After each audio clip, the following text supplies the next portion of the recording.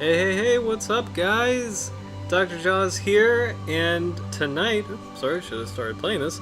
We are diving into the open sea to check out the blue shark, Priones glauca, which is really exciting. This is a very charismatic species, and there's actually a lot to talk about tonight. So we've got a really cool. We actually have got a lot of footage tonight, but this is actually a really cool snapshot of some local shark diving. Or local-ish. It's the same ecoregion. This is Squalus Marine Divers. I think they're based out of. They're definitely in the Northeast. I think they're. Hey, Roy, what's up, man? Welcome back. I was just talking about Squalus Marine Divers. I think they are based. I think one of their dive sites is the Rhode Island area. Let me make sure I got this right. Yeah, Block Island, Rhode Island. But this is a really cool dive center. They've got some really cool. Hey, Howard, what's up? Oh, hey, I just Roy, I don't got work today. Awesome. awesome. So, yeah, no, it's good to see you guys. Hope you guys had a good weekend. It was funny. I had a kind of a bizarre weekend. I got bit by a spider, and it was like a harmless one. You know, not like a black widow or a brown recluse, but there's side effects. There's like, you know, just I don't know, like aches, like headaches, like pain, like just tired. Like I was kind of knocked out for the weekend. So, but I'm feeling better, recovered. I have no powers, no spider powers. I was promised powers, but anyway, that's not what tonight is about. Tonight is about the blue shark, which is going to be an exciting species to talk about. So, but yeah. Shout out to, oh shoot, I should have had this pulled up. Howard, for your artwork.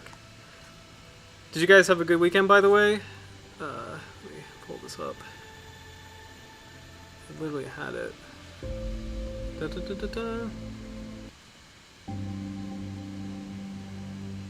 Zach skin an event. Hold on.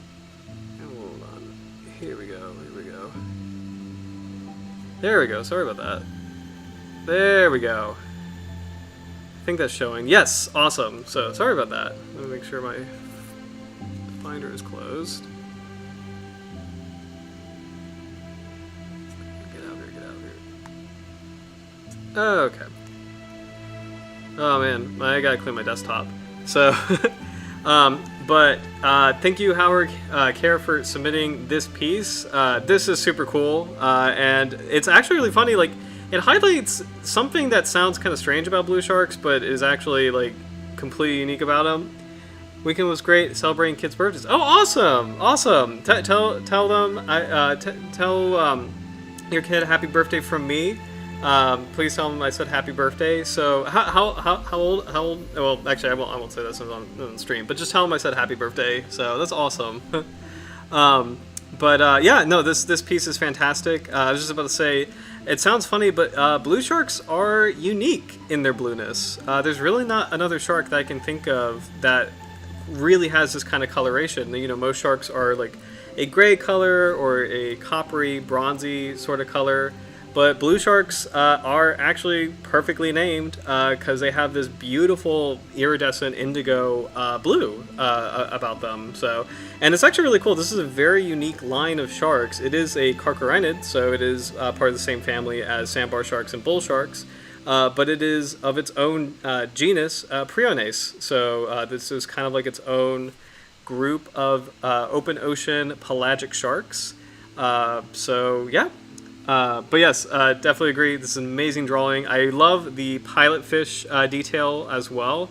And then also the fact that blue sharks have pretty long pectoral fins compared to most other species of sharks. So this just captures it super well. It was fun how everyone is uploading this and kind of getting this ready.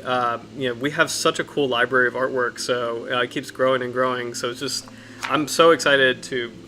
I've been saying this, I know, for the past couple streams, but to showcase later this year, that's going to be a lot of fun to see everything together. I think we're all going to be like really shocked how much art has been on this stream, and we'll definitely do a fun night having it all together. So. But speaking of streams, I think we're going to be doing the Jess Myers stream next week. So I think Jess will be joining us next week. She's been really busy with a couple of things, so it's slightly up in the air. But I think next Monday, July 3rd is. Oh no, is that July 3rd? I cannot, for the life of me. Sorry, this is all Spider talking. This is Spider stuff talking. Why am I opening my calendar? It's not July 3rd. Okay. So, okay, yeah, we're aiming for July 3rd. Never mind, I got that confused. So, okay, so Jess is going to be here July 3rd. That's what I was going to say. But I'm excited to have her on. We'll be talking about tiger sharks for that stream. So, just catching up. Blue sharks have an awe-inducing blue to them. Yes, I totally agree. I absolutely agree. Like, we've got a lot of beautiful footage, so we might as well dive in just to kind of like take a closer look at that. And actually, speaking of which, Squalus Marines has some blues right here. So the water's kind of murky, so we won't be able to really see in full detail. Well, actually, that's a pretty good shot. But I love just this is a very graceful species. Like there's such a grace in how blue sharks move. Between their coloration and just their deliberateness as they kind of cruise around, it's it's such a beautiful animal, it's such a cool shark. There's a lot of unique superlatives with blue sharks, so not only their color, but and hey, look at that, there's pilotfish. So Howard nailed it with the pilotfish. There's actually pilotfish in this shot. This is so cool. Wait. We can go back to that a little bit, but oh yeah, there they are. There they are. This is so cool. So I was about to say, as far as unique facts about the blue shark, so blue sharks are very famous for their transatlantic migrations. I think trans-Pacific too. It's a global species, so they do undertake enormous migrations, which makes sense, kind of given their open ocean habitat that they travel that far.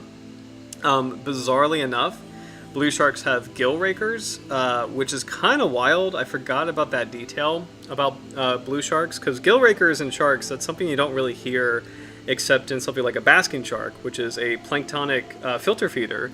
So I'm curious why blue sharks have gill rakers, and I'm hoping that some of the research tonight will kind of shed more light on that. But probably the biggest thing that I associate with this shark is just how prolific they are and how many pups that they have. Blue sharks can have up to 135 pups in a single litter, which is unheard of as far as sharks go. Like most sharks, it's sometimes at best like 20s or 30s. But the fact that blue sharks are that prolific, I think it's a big part of why they're actually doing as a species on the global scale fairly well. They're doing comparatively okay. I believe it's a near threatened species, so it's nowhere near the same kind of trouble as other sharks. However, blue sharks are still subject to bycatch, so we'll dive into more of the conservation status tonight. So, but yeah, a lot of unique stuff about this species. Everything from its actual evolution and biology to just how it looks and its habits. So it's super, super cool. Let's rewind on this video. Oh, hey! Howard, I think I heard that the Pacific population was larger in body size than the Atlantic blues. That's really cool. I didn't know that. And I didn't know they had gill rakers. Yeah, I forgot that they did. So we'll take a closer look at that, because I'm wondering if that's a weird adaptation for. It kind of reminds me of how bonnet heads have that whole they can ingest seagrass. I'm kind of wondering if it's a weird adaptation as a secondary source of nutrients is my guess. In terms of the open ocean being a desert, if it's a way that I don't know how effective a blue shark's gill rakers are. I don't know if it actually can. Yeah, we'll have to look into the research tonight, because that's gonna be my biggest question for tonight. So, but shout out to Squalus Marine Divers. Again, this is a really cool channel, and I highly recommend. Let me just click on this for a second. I highly recommend people subscribing to this channel, especially a lot of the stream. You know, like we have a lot of, you know, like most of our audience is Canadian, and a lot of the wildlife that you see on Squalus Marine is more likely going to be in northern waters. So, like, I think they focus most of their dive efforts in the Mid-Atlantic and New England region. So I highly recommend subscribing to this channel. It is super cool. I personally really enjoy a lot of the things that they see, because the wildlife that shows up on Squalus Marine is also wildlife that is in kind of my backyard. So so it's a lot of fun seeing kind of the overlap. But and this particular, I don't think Squalus Marine. Actually, maybe they do operate this shark dive, but this is the only shark dive operation I've ever heard of in the Mid-Atlantic where they see blue sharks and mako sharks. So Rhode Island is a shark. Actually, yeah, in the Mid-Atlantic. So Rhode Island is a shark diving place. Not very famous for that, but that is a place where you can do that. And then the only other thing I can think of that's kind of near my area is sand tigers in Cape Lookout, like near Morehead City in North Carolina. So, but yeah. Whoa! I just saw a comment. Roy, I remember seeing a documentary footage showing a group of blue sharks preying on a red ball of krill. Oh my gosh, that is really cool. That is really cool. So I wonder if that might come into play with that. That is extremely cool. So that makes sense for an open ocean species. Yes, for sure. By the way, there's a clip circulating on YouTube. I think it's just my YouTube because like I like marine things, but I keep seeing this clip from, I think it's the movie Happy Feet, where it's like a krill and he's talking about how he's one in a krillion. Has anybody seen this clip? Because it keeps showing up on my feed and it just reminded me of that. But it's a great play on words, kind of. Also, fun fact: these are common dolphins. So this is something I've seen in the wild myself. This is actually a really cool shot. Oh yeah, Roy has seen the one in the krillion. Yes, it is on my feed. It pops up so many times. So yeah, I think it's from the movie Happy Feet. So which is Happy Feet. People love Happy Feet, but it kind of weirds me out for some reason. I don't know why. Like there's something about Happy Feet that I'm not really like vibing with. And what's weird is like Happy Feet is the same director as Mad Max Fury Road. I'm actually pretty sure it's the same director. I forget his name, but which is also bizarre. But yeah, I don't know what it is about Happy Feet, but Howard, I think the clip is from the movie Happy Feet, which is a good movie. It is a good movie, but yeah, it is an odd clip though. So, but here's our blues.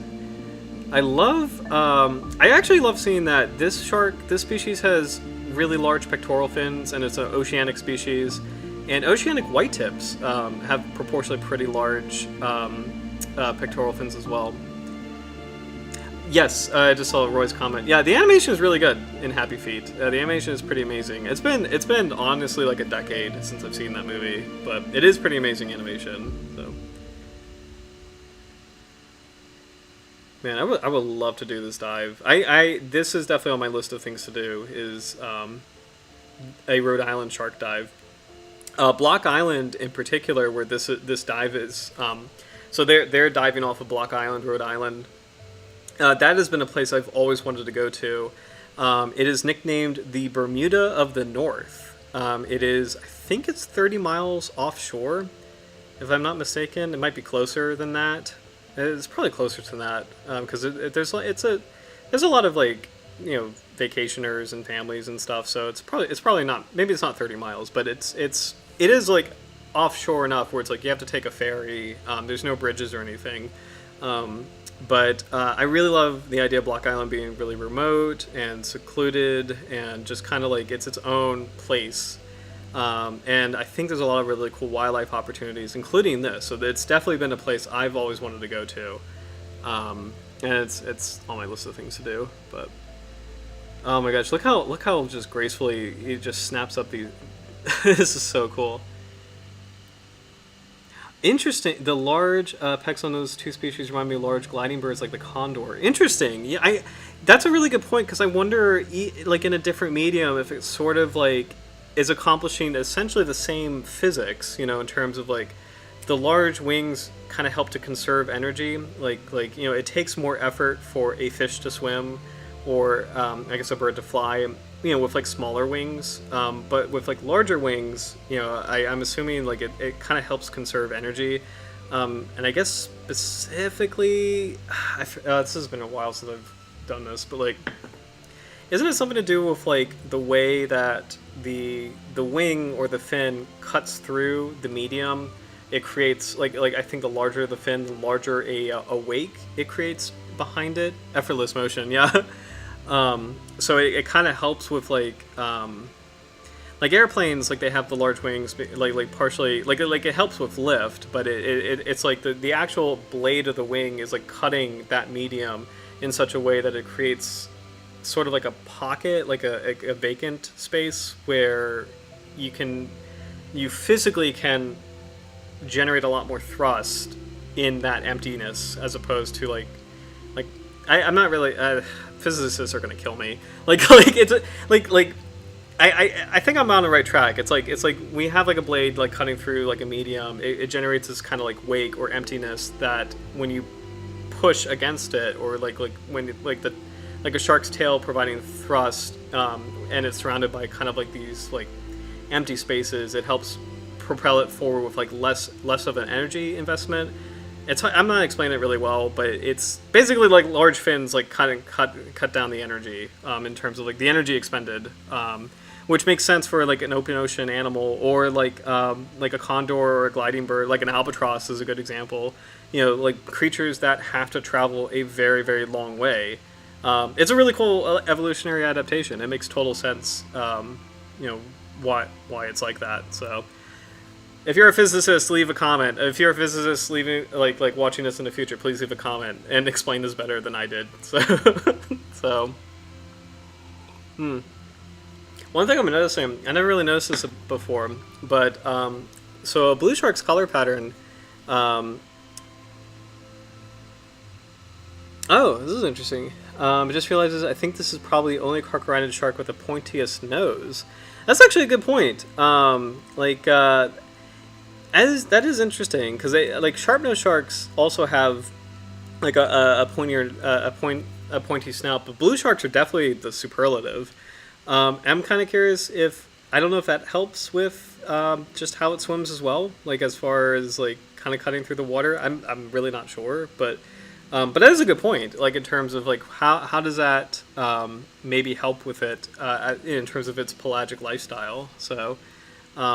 Because it is very unique. It's part of like this. How do I say this? Like this is like unmistakable species. Like I know there's like so many sharks that like it's hard to tell them apart, but like this one is like such an icon and such a charismatic species. And part of it is like the proportion of the different features of its body, including like that extremely pointy snout. So.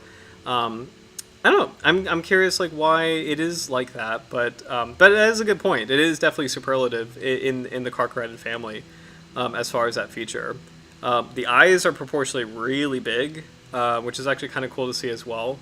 And the dorsal fins, this is a little bit more subtle, but the dorsal fins are kind of like, interestingly enough, like a little bit more rounded, I would say, than most carcharodontids. Let's switch to another video, because I think this is just, yeah, I think we're at the end of this one. So this might have a clearer shot. Here we go. It's a beautiful animal. The eyes are cartoonishly large, yeah. Oh my gosh, look at that. Okay, so this is actually completely gorgeous. Who did this? Rafa Herrero. Let's subscribe to that. That's actually pretty amazing. That is unbelievable footage. Oh, nice, Howard. My stepson recognized the species immediately due to the streamlined body. Good on him. Yeah, that's fantastic. Because, like, That's actually really cool. Like, this is a really good one to start as far as like shark ID goes, because it is, again, it's like I think in general I've probably mentioned this before. Like, I love unmistakable species, like like really charismatic species that have like such a profile. Like this shark, great white sharks, tiger sharks. Like you just cannot mistake them for anything else. So this is so cool. But I really love that about, like, it just makes me happy. There's, like, it's like there's some species that just, they have such a signature, and there's something about that I find really compelling, you know. And it's also, from a conservation standpoint, very helpful, because, you know, one thing that a lot of different kinds of animals in a lot of different groups, that one thing that hurts them is that they get mistaken for other species. And so you can't make good management plans, and you can't be really effective. But with blue sharks, like, you totally can be, because it's like, you know, nobody can confuse this with anything else. You know, it has such an iconic profile. But this is stunning footage. This is unbelievable.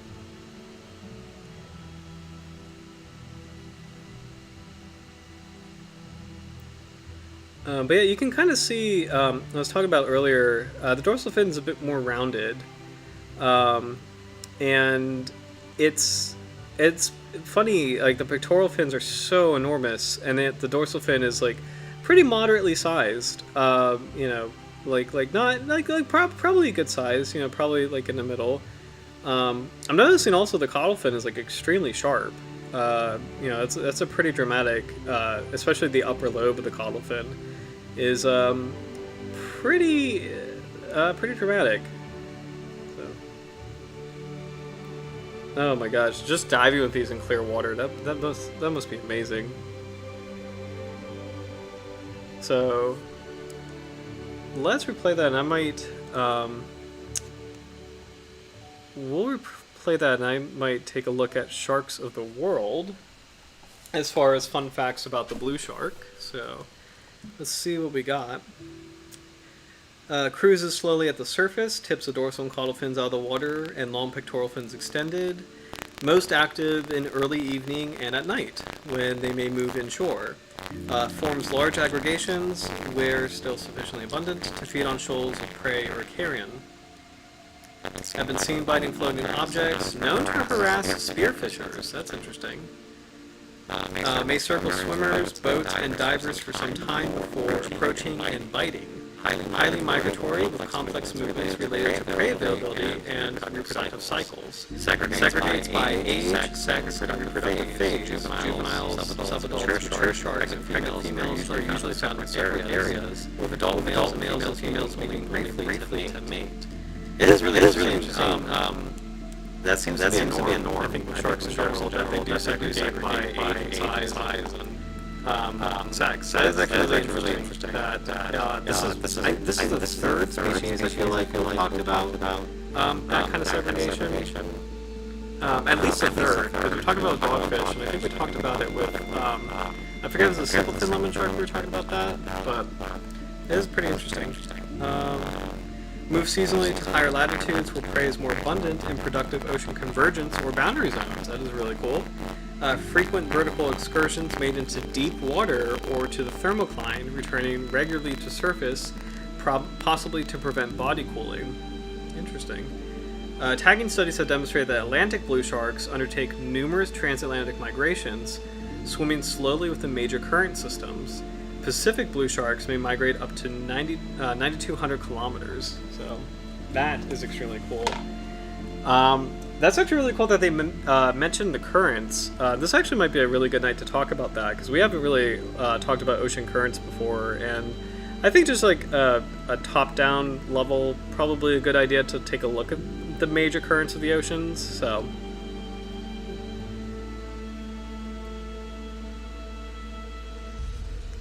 First dorsal is set way back from the pecs. Yeah, that's a good point. It is actually really far down the body. Because like dusky sharks, it's like the dorsal is like right behind the pectorals, but blue sharks, that's a really good point, Howard. That is actually really far back on the body. Good observation. Oh, also, is the audio okay now? Sorry about that. It's probably going to get worse as I pull up ocean currents, so apologize if that's a thing. Let me, major ocean currents.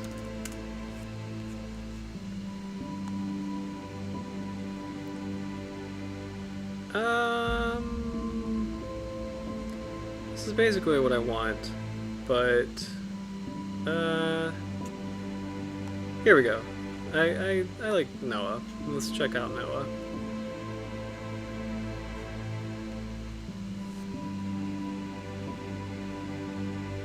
Okay.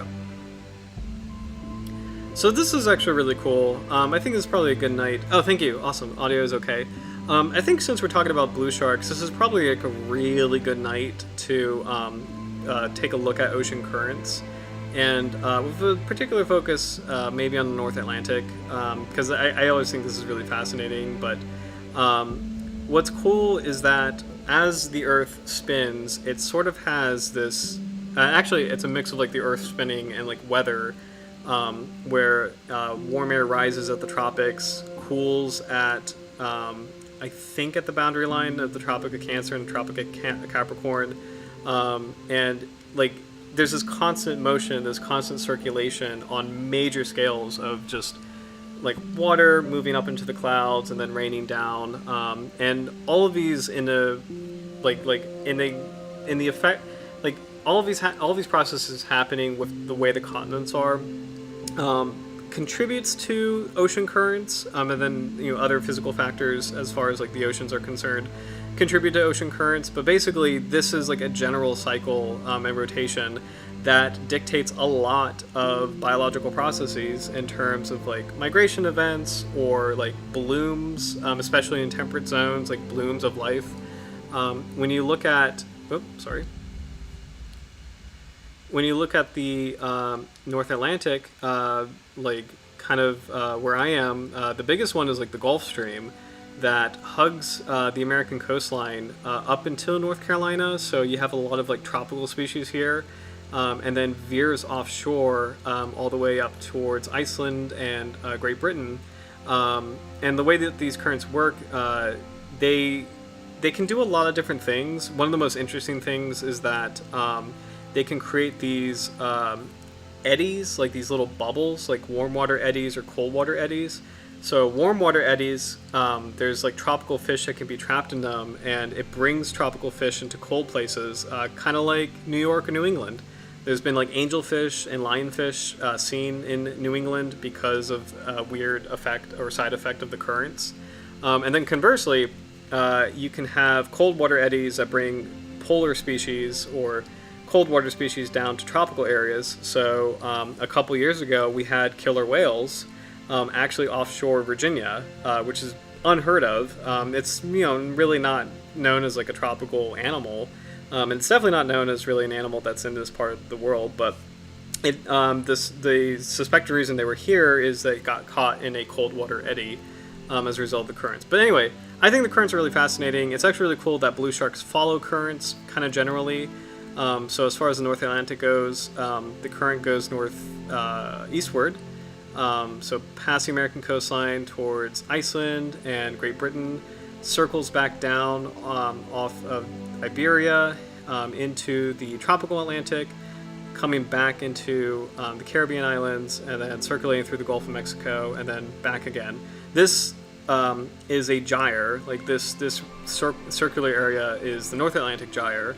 And then there's like all these other like offshoots and all these really important currents. It's really important for sailing. It's really important for animals migrating.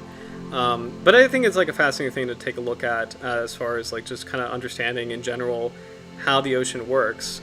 Even throughout the year, more or less the currents, just kind of remain largely the same. As the weather cools, the Gulf Stream sort of veers more offshore. As the weather warms, it gets closer inshore.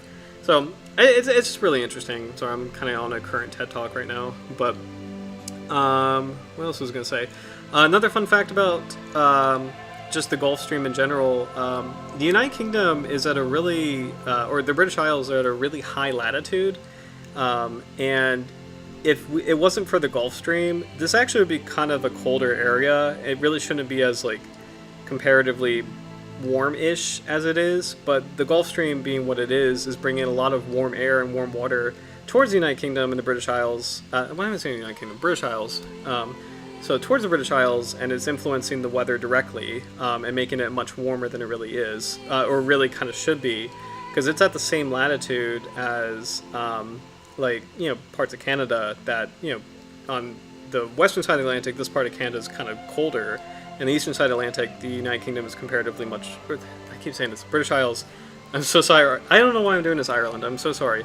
British Isles are warmer as a result of currents. Sorry. I don't know why I'm on the subject right now, but it's just... It is interesting to kind of take a look at it, I think, in the context of blue sharks and the fact that blue sharks follow these so closely. So I promise we'll go back to blue shark footage. But reading that comment about the currents, I do think it's just kind of interesting to see this part of the ocean, and it's a good opportunity to talk about this critically important aspect of the ocean. So enough of that. Let's go back to blue shark footage. So, but yeah. But it is kind of interesting though, like this is a truly cosmopolitan species. It's found pretty much everywhere in the world. So, I mean, if you're going to talk about currents, probably the best species to do so. Oh. Got something going on. There we go. Sorry. Let's see. So biology, viviparous, yolk sac placenta, like most carcharodonid sharks. 4 to 135 pups per litter, usually 25 to 35, born in the spring and summer, after a 9 to 12 months gestation. So that's actually a pretty good reproductive cycle. Make sure they don't take a break.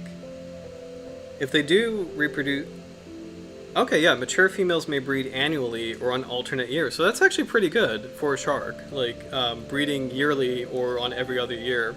And with that many pups, that's actually really, really, really good as far as sharks go.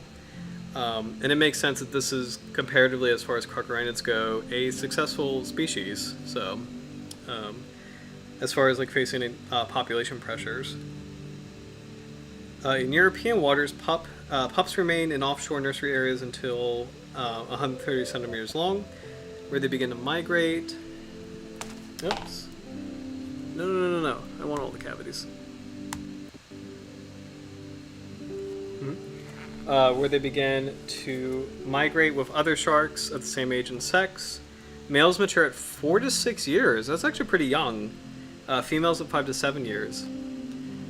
Yes, 135 pups. Isn't it amazing? It's just like, I think the largest litter I've heard of in this area was about 80 pups, but the record is 135. It's just like, man, it's mind-boggling and also really hopeful. You know, this is a really good species as far as like kind of having more of a positive viewpoint on shark conservation. I feel, just because it's like, this is a species that, you know, grows really quickly as far as sharks go.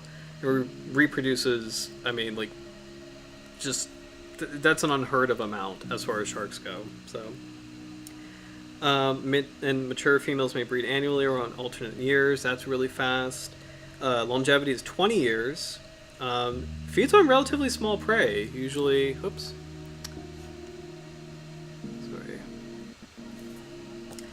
Sorry. Usually squid and pelagic fishes, also invertebrates, bottom-dwelling fish, and small sharks. Sometimes seabirds taken at the surface.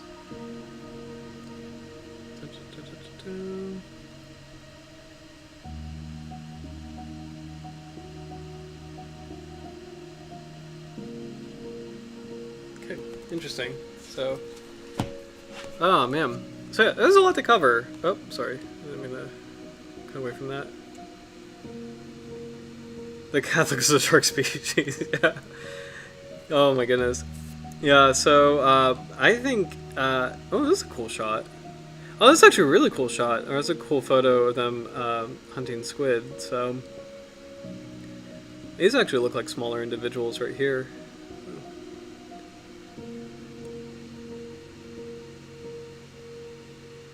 But Yeah, I'm excited. So I'm excited to dive into. Oh, I don't want to see that. I'm excited to dive into. Uh, um, what's the use of the gill rakers, and then also just how they're doing conservation wise, because like based on the reproductive just based on those aspects of its biology, in terms of like how quickly it grows and how many pups it reproduces, it sounds good. It sounds like a positive thing, so we'll have to take a look at that. Yeah, orca picture, mako shark picture. I wonder if these are predators. We'll have to look at that too. So.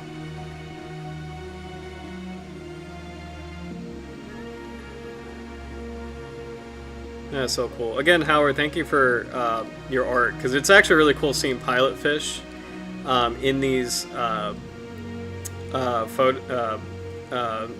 in these pieces of footage, and like the fact that you added that key detail, that is super cool. So that's really awesome. So.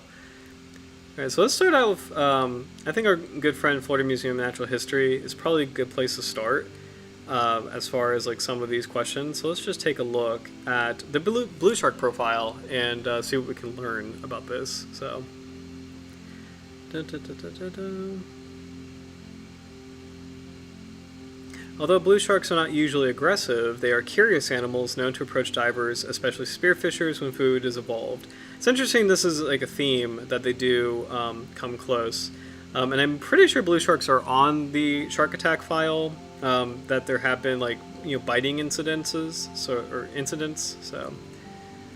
let's see. English language common names include blue shark, blue dog, and blue whaler. I always think whalers are cool names for sharks. There's like the bronze whaler. I think there's another kind of shark that's commonly known as a whaler, and I can't remember what it is. But the bronze whaler is the most famous one as far as the whaling sharks go. I think sometimes you can call great whites whalers, but I forget their specific name for that. So, actually, a really cool great white name is white pointer. That's another one. White pointer. It sounds pretty ominous, but. Target commercial fisheries for blue shark are rare, but bycatch rates are high. Likely reaching about 20 million individuals caught globally each year. In the United States, Australia, and Europe, blue sharks are considered sport fish, are known to put up a good fight.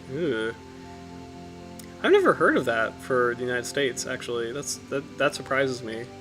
I've never heard of blue sharks actually being considered a sport fish, so interesting. Here we go. According to the ISAF, so that's the International Shark Attack File, the blue shark is responsible for 13 unprovoked shark bites worldwide. Again, that is astronomically low. That's crazy. 3 documented attacks resulted from air or sea disasters, and several accounts refer to blue sharks attacking shipwrecked sailors, flooding in the open ocean. While not overtly aggressive, it is not a timid shark and should be approached with caution, especially if it has been circling, since it may attempt an exploratory bite in test feeding. Interesting. Ooh. The blue shark is the most heavily fished shark in the world.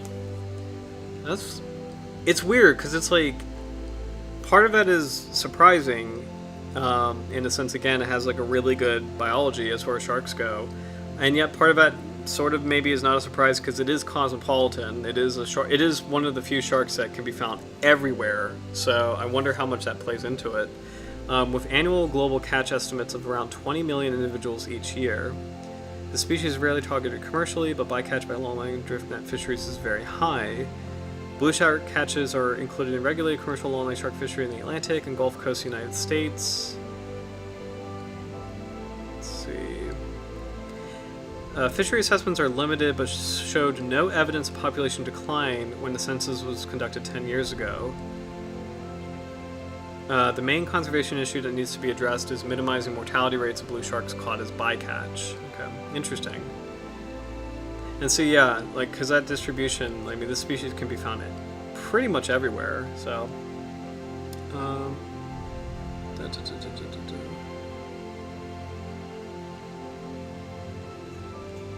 Those long fins make money, unfortunately.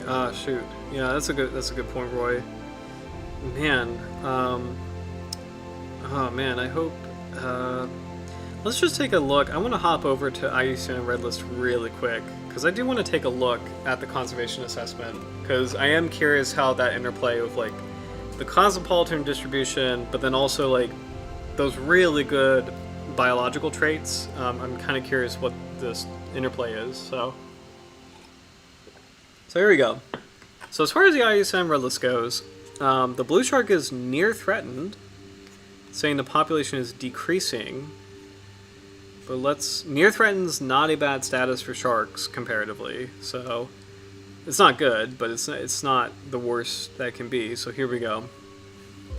The blue shark is a large oceanic pelagic shark, wide-ranging throughout tropical and temperate waters, from the surface down to 1,000 meters deep.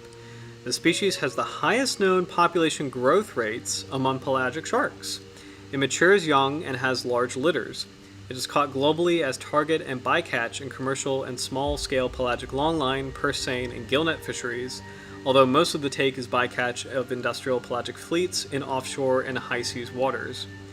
Generally, blue sharks are retained for their fins, although the demand for meat is likely increasing. The steepest population declines have occurred in the North and South Atlantic, oh no, with lesser declines in the Indian Ocean and increases in the Pacific. That's actually interesting because, Howard, you mentioned earlier that Pacific blues are larger, so I wonder how much of that might be related to fisheries impact, maybe? I don't know. The weighted global population trend estimated a median decline of 7.3%, with the highest probability of 20% reduction over 3 generation lengths. However, due to uncertainty in some of the regional estimated trends, inferred steep historic declines in the Mediterranean Sea, high levels of unregulated exploitation, and high levels of international trade in meat and fins, experts estimated a global population reduction of 20 to 29% over 3 generations, and the blue shark is assessed as near threatened, nearly meeting vulnerable. Okay, got you. So I forget the thresholds. If we have time, we might want to take a look at what the thresholds are for this metric of global population reduction over 3 generation lengths. This is there's a lot of key metrics that the ISN uses to justify whether or not a species is endangered, and this is one of them. So I think it would be kind of interesting to take a look at what the threshold is, and we'll take a peek at that. But I think this is kind of fascinating. They do mention like the positive biological attributes of the species as far as like large litters and fast growing as far as sharks go, but it is heavily impacted by fishing. So I wonder if we can take a look at. I think there's a way to find the assessment process. I'll only spend a couple minutes on this since I do want to just focus on the blue shark. But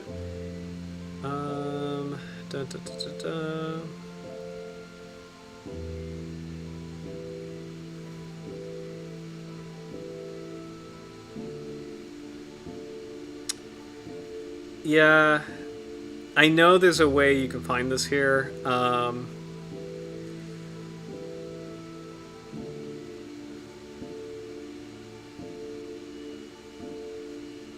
Okay, yeah, I want to save time on the actual blue shark, so I'll leave this for later. I'll try to find this later, but there is a way. I know I've seen this before, where there is a way you can find out like what like how bad does a species have to be to, or how bad does the population status of a species have to be to get that endangered classification, and the ISN Red List actually irons that out pretty clearly. So I'll try to pull that up in a future episode, but for now let's just focus on the blue shark. I was just curious about that metric where 3 generation lengths, like whatever that number is to qualify as more threatened or critically or endangered or critically endangered, they do have that ironed out somewhere. So, and it's interesting. I made a point that it's nearly vulnerable, but it's not quite there yet. So they're leaving it at the near threatened status. So I'm gonna go ahead and take a look at conservation actions in detail. Just catching up on comments. So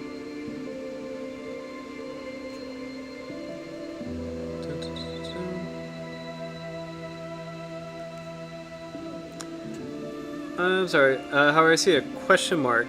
Do you have a question on like IUCN Red List, or? I just want to make sure I know what the question is. Let's see. Conservation, the successes of actions agreed through international wildlife and fisheries treaties, blah, blah, blah, blah.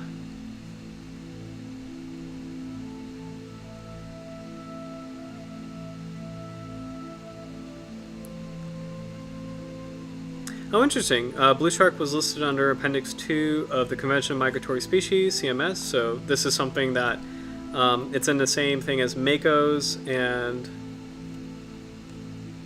Oh, sorry. Same thing as makos and great hammerheads and scalloped hammerheads, so... Oh! Sorry, what did I do? I'm sorry, is there a question mark about... I don't know why... Did I pin an icon? I'm sorry. Let me get it out of here. I'm sorry, Howard. Was your question mark about the the pinned comment? Sorry about that. I didn't mean to do that. I think I misclicked. Sorry about that. I did not see that. My apologies. I didn't mean to do that.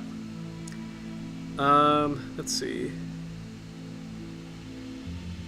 I'm sorry, Appendix 2, so Convention of Migratory Species. So this is the same as short fin makos, great hammerheads and scalloped hammerheads, so blue sharks are also listed on this. Whale sharks are on Appendix 2 as well. I think white sharks are on that as well.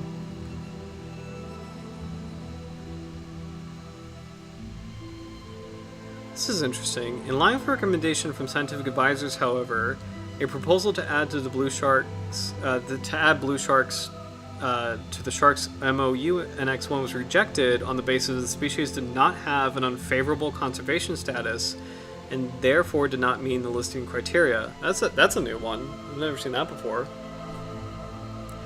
That's pretty interesting. I mean, it's in a weird way kind of like hopeful-ish in the sense that they're saying that, yeah, blue shark's not doing that badly. To prevent overfishing, it is recommended that blue sharks be subject to regional and national catch limits based on scientific advice and a precautionary approach, as well as improved reporting of catch and discard data, efforts to minimize bycatch mortality, and full implementation of all commitments agreed through international treaties. Interesting.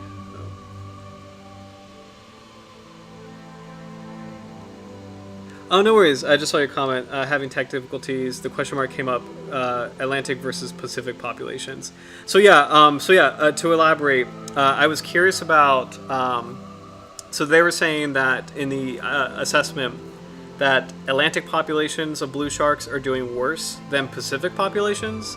So I was curious if somehow that correlates to. You mentioned at the top of the stream that Pacific blue sharks tend to be larger than Atlantic.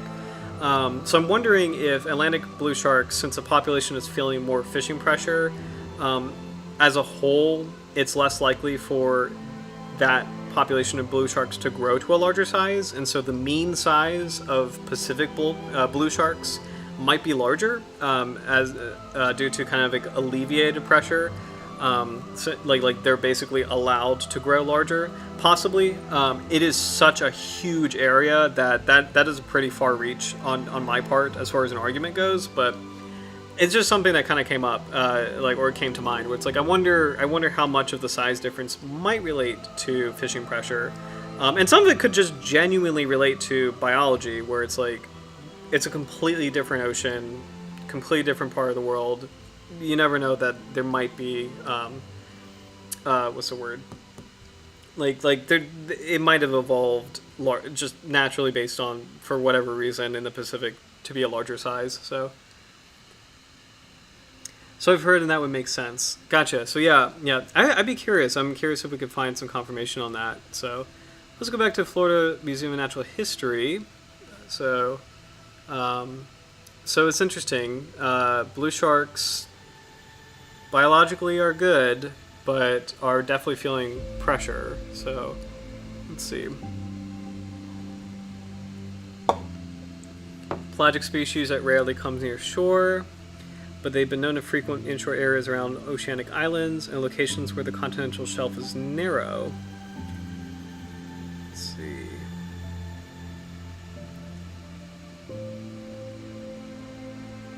That's cool.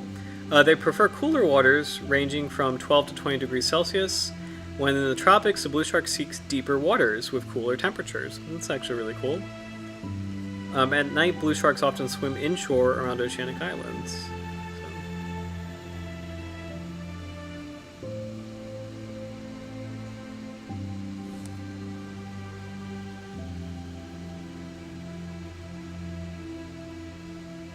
That's cool. There's a slight keel on the caudal peduncle, and the tail's nearly lobed.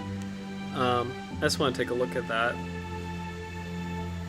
I love that feature. I wonder if we'll get kind of like a shot of that. But I do love that feature of sharks that, yeah, you can kind of see that keel right there. I love that feature of like pelagic sharks. This is something so subtle, and it's not talked about a lot, but I do think caudal keels are really cool because they're often indicative of strong swimmers. You know, like porbeagles, mako sharks, tuna. You know, just tuna in general have these strong keels. It's so cool to me. Just that powerful tail cutting through the water. I think it's a cool feature, and I also kind of love like.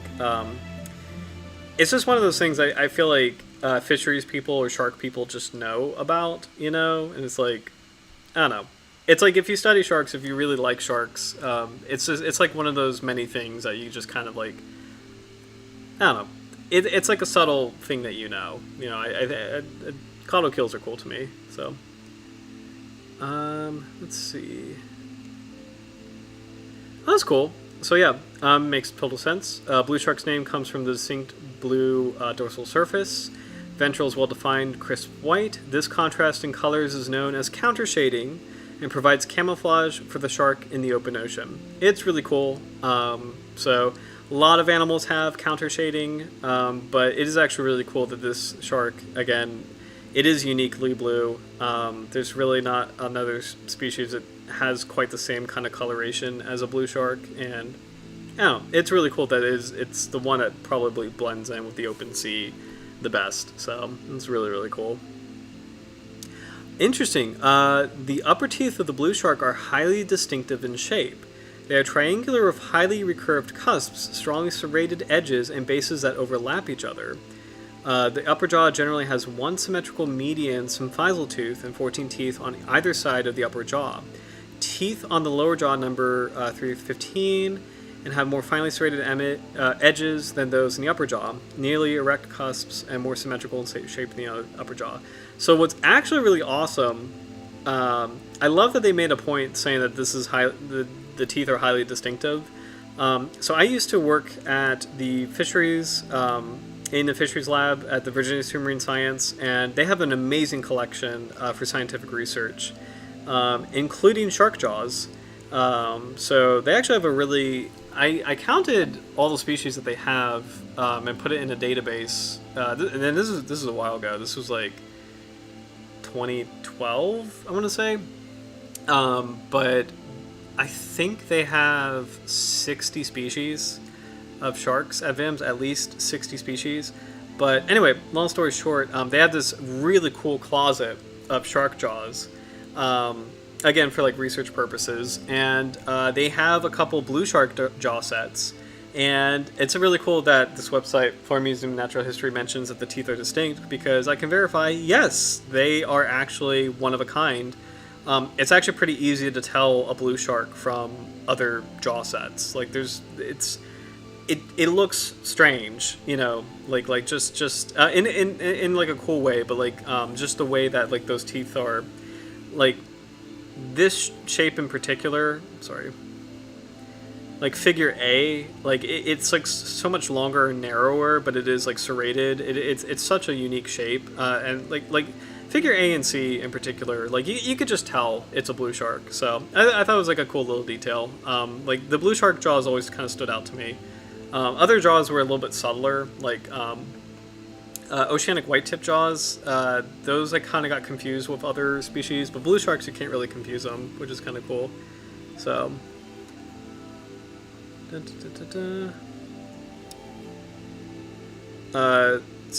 speaking of jaws, I was gifted a very rare set of shark jaws that I somehow lost, which is one of the worst things I've ever done. I think my parents might have accidentally thrown it out, but I had sandbar shark jaws, which are pretty common, but I also had gulper shark jaws, which are very, very, very, very rare, and I don't know where they are now, and that's probably one of the worst things I've ever done as far as shark stuff goes. And these were gifted from the research lab, so they weren't collected. I mean, they were collected for by researchers, but they weren't. The reason I acquired, the reason I could acquire them is because they didn't have a verifiable record of where they came from, so they couldn't really use them. So, but I actually have, I think I showed this before, I have my sand tiger jaws from the same place, but yeah, gulper shark jaws, I had them. It's extremely rare, and I lost them, which is not good.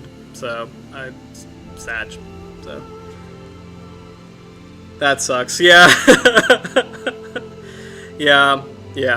It's looking back, kicking myself a lot. This one of the rarest jaws you could get. It's just, yeah, sorry. It is sad. So, but I mean, well, actually no, there's no but. It's sad. So I guess long story short, full circle, blue shark jaws are unique.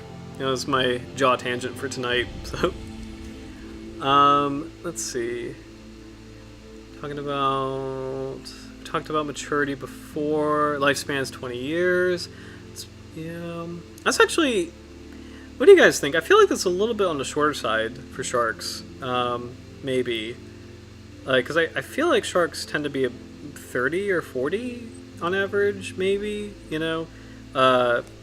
Dogfish can be 80 to 100. So 20 seems kind of low. But, let's see.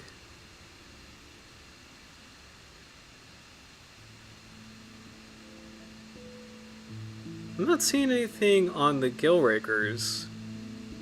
I do want to look that up. Predators of the blue shark include killer whales, interesting, and larger sharks including shortfin mako and the white shark.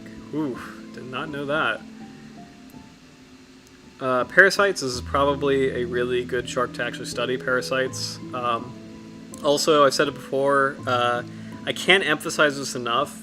There is a lot of parasite research on sharks. If you ever want to be a marine scientist and have job security, I would recommend parasites.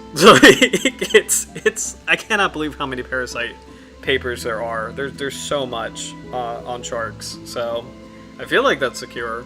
But anyway, yeah, parasites. There's a lot of marine parasites. So that'd be interesting. I do love the scientific name of blue sharks, Prionis glauca.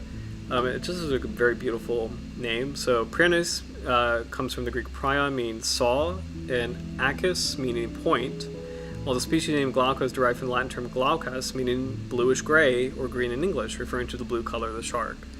So it translates to saw point blue, or pointy blue, or blue pointer. That is actually really cool, because we were talking about white pointers earlier. Blue pointer would be kind of cool. So it kind of fits with what you were saying earlier, Roy, that is a pointy snout. So blue pointer. I try not to, Howard, I try not to acquire too many extant jaws unless for research, but I have a series of hemipristis jaws to demonstrate ontogeny. That is really cool. Please send a picture when you get a chance, because I would love to see that. It's a tricky field, because it's I appreciate your caveat on trying not to acquire too many extant jaws, because I'm the same way.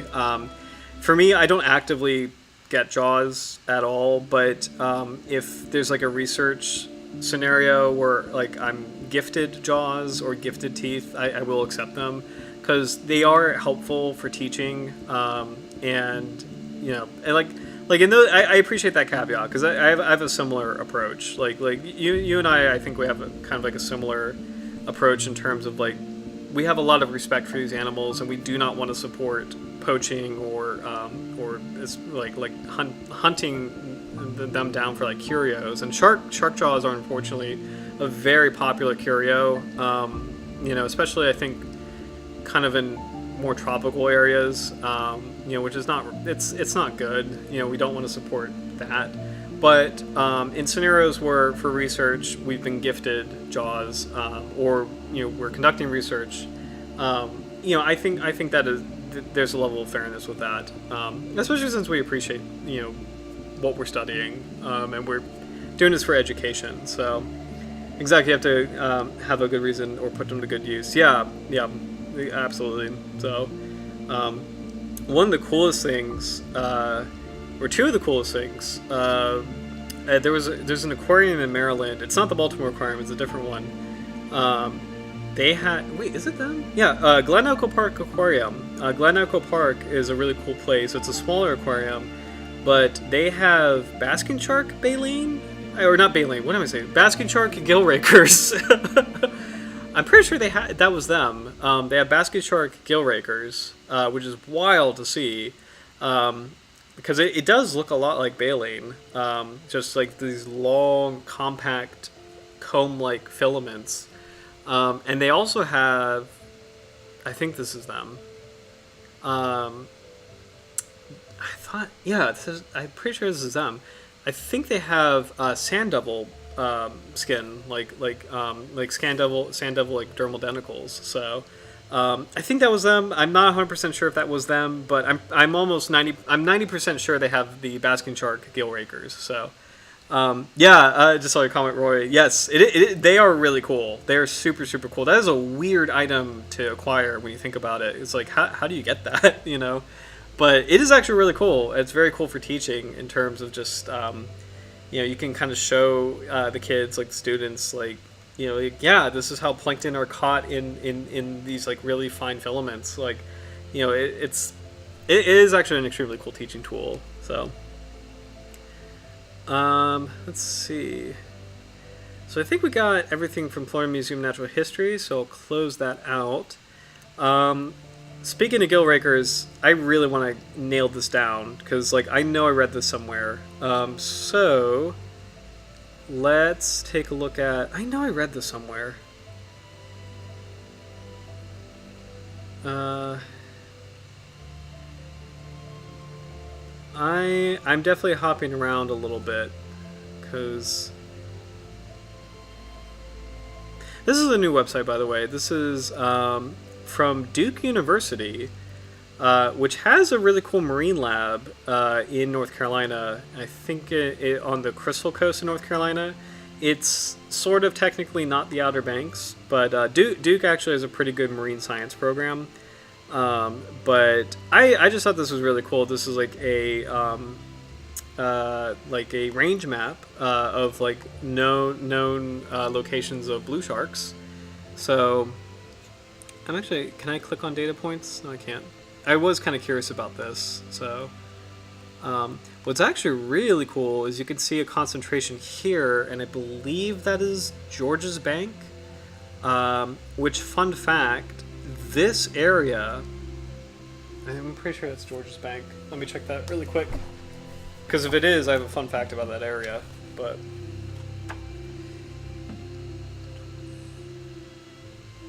Grand Banks, kidding, Grand Banks. Newfoundland Basin, Grand Banks. Grand Banks. Okay, got that wrong. George's Bank is actually closer to New England. So, sorry, got this wrong.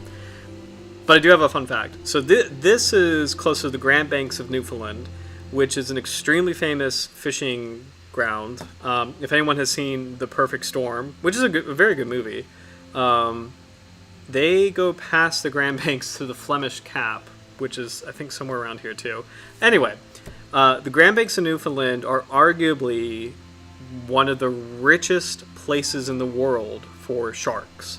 It's not one of the most biodiverse places in the world, but it is definitely like one of the shark capitals of the world in terms of biomass. So the amount of sharks that you can find in this area is extremely high. So big part of that is dogfish, Squalus acanthias, pike dogfish, and it's actually really cool to see a high concentration of blue sharks in this area because, again, this is like Shark City. So as far as the entire ocean goes, Grand Banks is actually one of the biggest locations for sharks, which is kind of cool. It's actually really cool kind of seeing this reflected in this map a little bit. So it's actually cool seeing a high concentration of blue sharks on this coastline. But again, this is a map by Duke Marine Lab. So Duke is in North Carolina. So it's probably, there probably is like a bit of selection bias in that. Let me see what we can see on this map. So I want to go in there now. Yeah, same here. Same here, guys. I would love to go to the Grand Banks. That would be an incredible expedition. That would be. I have no idea how to do that because that is so unbelievably far offshore. Like when you look at this map, like that is so unbelievably far into the sea. But I want to go there. I definitely want to go there. That's on my bucket list. So, what is it? Block Island in Rhode Island, Grand Banks in Newfoundland, and I guess where the black-tip reef sharks are. But I have such a North Atlantic bias. Like I would definitely prioritize Block Island and Grand Banks. That would be just extremely cool. Oh my gosh, that'd be so cool. Let's see what we can see on this map actually. So. Because this is selected for blue shark. I wonder if we can see any details. Got the classification. Got links to its biology. Data sets 1918 to 2021. Is this right? We gotta check that out. Are these points really spanning that much time? Data set. We select the data set. I've never used this map before, so I'm kind of, taking it a little slow.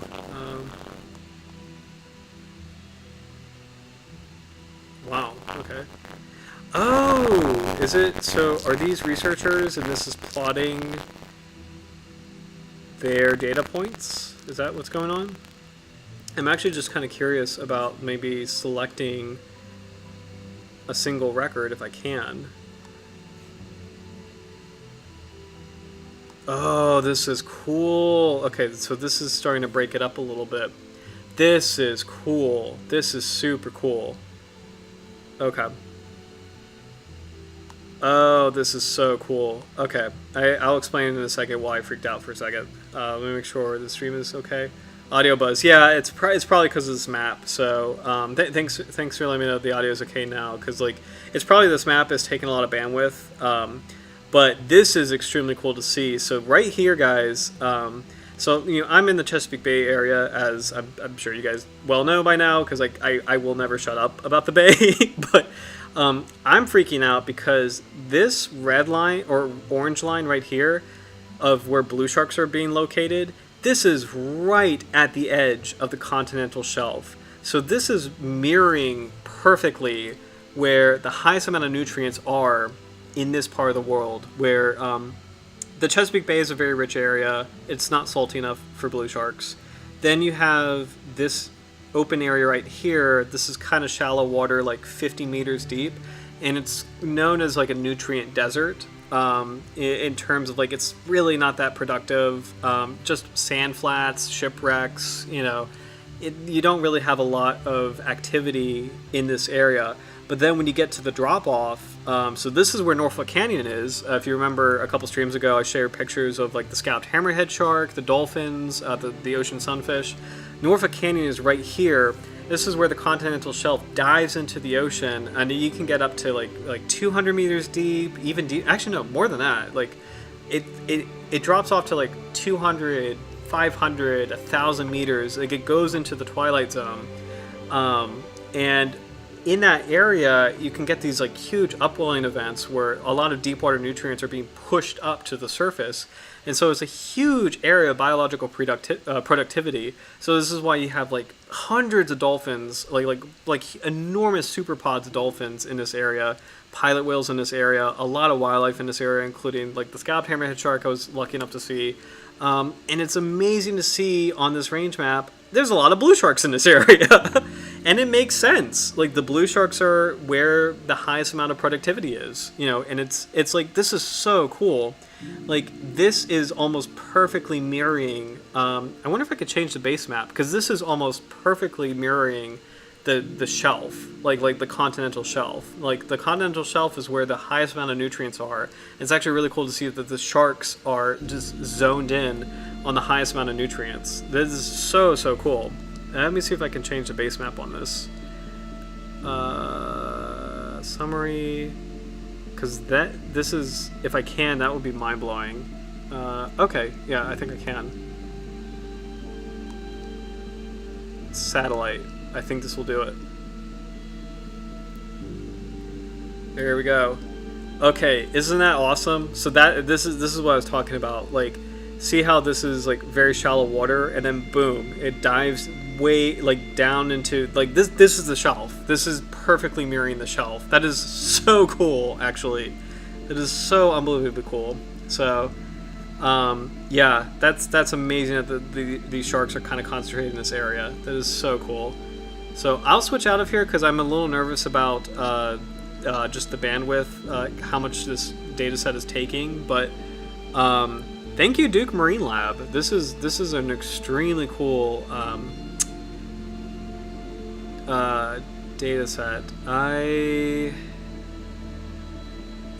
don't know. I don't think I can select an individual point. Can I? I probably can't. So we'll save this for later, or not save this for later. But I'll X out of this. But this is called. The link is CMAP. So cmap.env.duke.edu. So CMAP. This is really, really cool. So thanks, Duke Marine Lab. It's super cool. All right, let's take a look at. Let's see if we can find this gill raker stuff. I know I read this somewhere. Fishbase? Does Fishbase have information on this?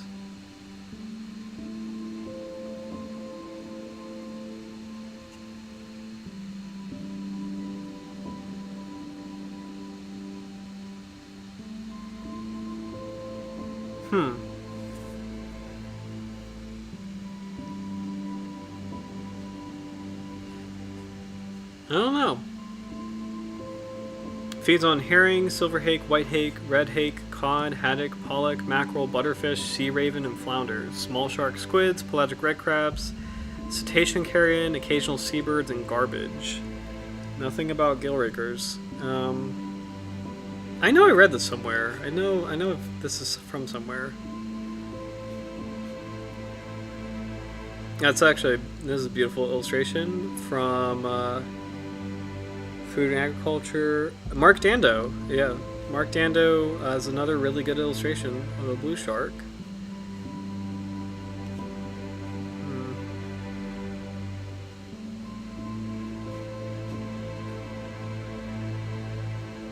Oh, this is cool. Actually, let's take a look at the jaw set really quick.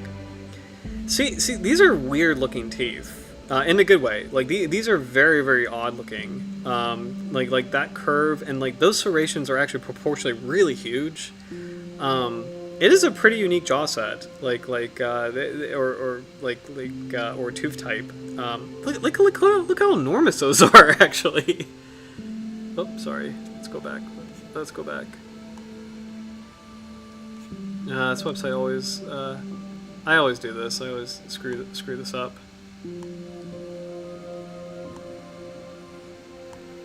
There we go. Okay. Those like look how enormous those serrations are. Those almost like they almost kind of look like they almost look larger than white sharks. I might dare say. Like that's actually pretty amazing. Very, very distinct. So, and I love like kind of like they said, like the recurve, you know, because in a weird way it looks like somewhere like if you morphed a great white in a tiger shark tooth in a weird way, like this is something in the middle. It's so strange. It's like has a pretty dramatic backwards curve and yet dramatic serrations, and it's not like a full heart shape, but you know it's a very unique tooth type. So pretty interesting. So Nice serrations. Yeah, yeah. They look like leaves. Yeah, and they do. Like it's pretty cool. Also, I appreciate your comment, Howard. CMAP rocks. Yes, that really blew my mind. It was really really cool. This is a funny.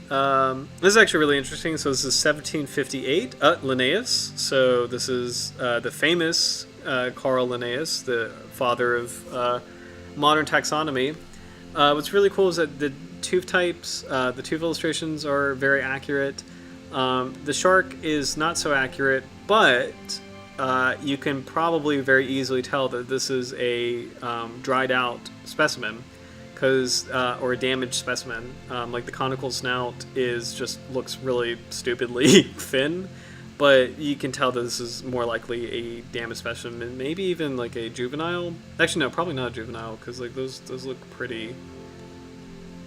The teeth look pretty distinct. So I think this is a damaged or just severely decayed specimen. So because like the teeth look pretty accurate. So, but let's keep looking. This is a very weird.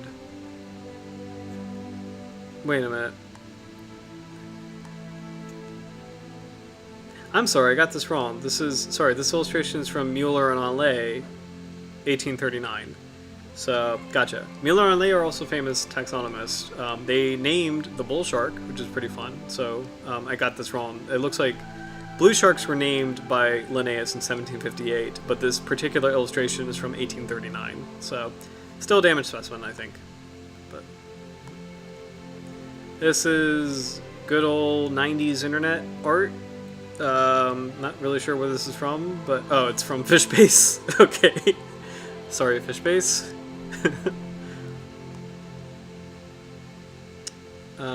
This is actually kind of a romantic piece. Bulch, 1784. Interesting. What is this? That is... Ooh. That is very strange. That's, Squalus solarius, valid as Prionis glauca. That's really strange, actually. I'm gonna X out of that. That might be a strange, I'm not even joking, like this actually might be a strange mutated individual. That's really strange. Moving on. It's interesting. MS Paint was fun. Yeah. The sad shark. Yeah. This is a beautiful photo. This is definitely a photo. Actually, we probably, in our lifetimes, we've all have probably seen this photo. This is actually, I would say, in all of shark photography, one of the most famous. This is, like, I think in almost every shark book, you'll see this picture. Mark Conlon from National Marine Fisheries Service. Is this really who this is? Okay. Mark Conlon. So I don't recognize that name, but I do recognize this photo. This is one of the most famous shark photos. Definitely like in shark books, like in the 90s, 2000s, iconic blue shark photo. So it's cool to see. This is a cool. Is this a 3D? No, this is a. Wow, actually, wait a minute. Hold on. Oh, I think this is the same. Remember we were checking out that website with the taupe shark? I think this is the same group, Craniata osteology. So that's actually pretty amazing. This is really, really wild. Wow. You can see even like this. What? I'm really curious about this feature about the eye. Let me see if I can look that up. What that particularly is called. I think there's a formal name for it. It's like this like protective cartilage. I think Sharks of the World might have a description of that. But let me seen in childhood shark books, yeah. Same here, Roy. Like that's definitely a photo I grew up with. And yeah, this skull is pretty amazing. I definitely agree, Howard. I wish I knew what that feature is called. It's not an orbit. It's a. I don't think this is going to show me what this is.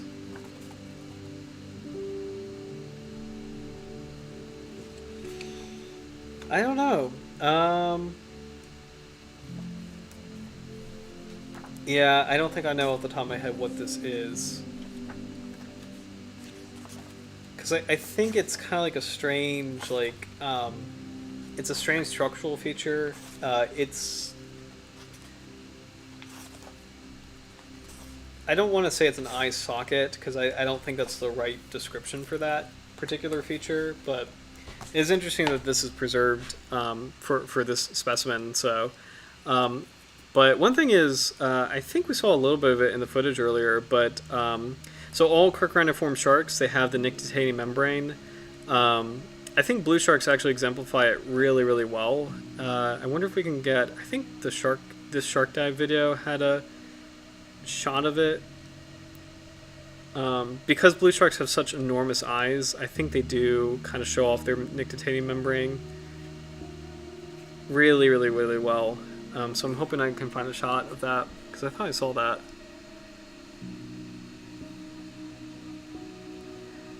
And to review, the nictitating membrane is a feature unique to Carcharodontiforms, where it protects the eye when feeding. Let's see.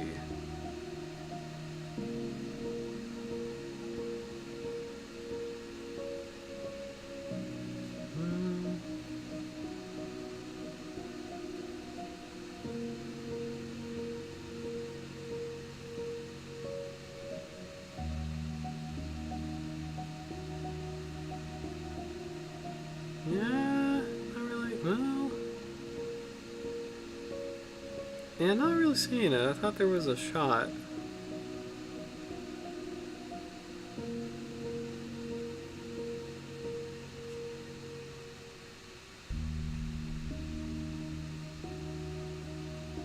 Oh, there we go. There we go. Okay, yeah, there we go. That's actually a good shot. Okay, let's check that out, because that's actually a really good shot. And let's slow it down really quick.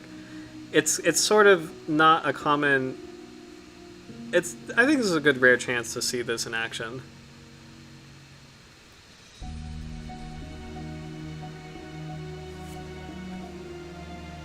Because I think we've seen it before in a couple of shark videos, but I do want to point this out because this is such an important feature for Carcharodontiforms. There we go. So right there. So that feature right there, the nictitating membrane, this is unique to the order Carcharodontiforms. It's a way to protect the eyes when feeding. In this case, the shark is coming close to the cage for just checking it out. I think it's doing like investigatory bumps. I don't think it's doing a bite. I guess we'll play it to find out. But as it gets close to an object, or if a shark is feeding, Carcharodontiforms have this unique feature.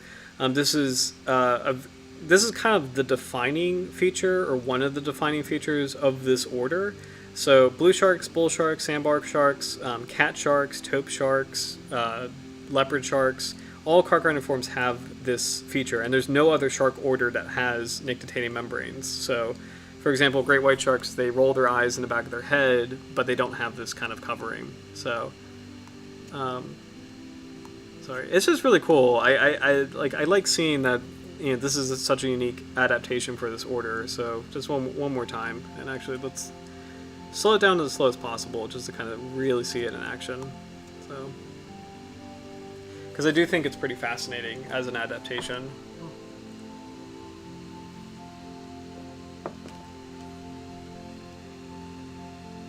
So here we go. If the diver ever sees this video, he'll be wondering why we're slowing down on him. But all right, here we go.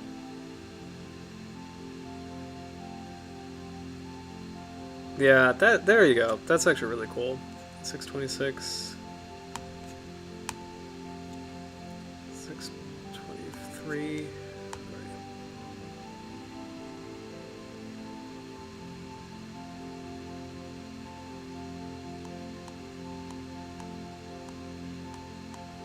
Yeah, look at that.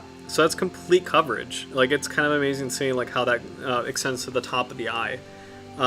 It's again, it's a really fascinating adaptation.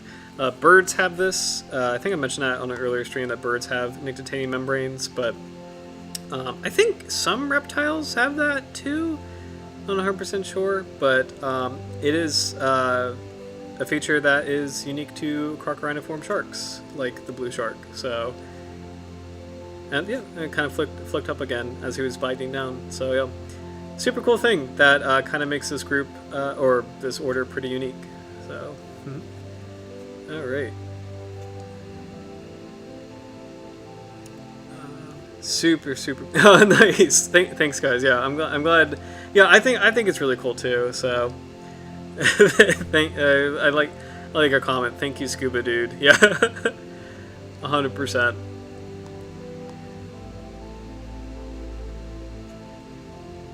Man, I love these sharks. These are so cool. Alright, okay. Getting back to the chondrocranium. See if there's any other photo. Oh, that's a really good shot of that, actually. It's actually kind of amazing. Look how far... Oh, shoot. I always fall into that trap. I always do that. I wanted to zoom in, and I kind of screw that up. Okay. I was just going to say, like, look how far backwards pointing. I don't know how much of it is, like, the actual preservation process and how much of it is the actual natural biology. It's kind of interesting. It is interesting seeing like how flat the teeth are the upper teeth are compared to the jaws. This might be how they preserved it. So I can't really look into that too closely.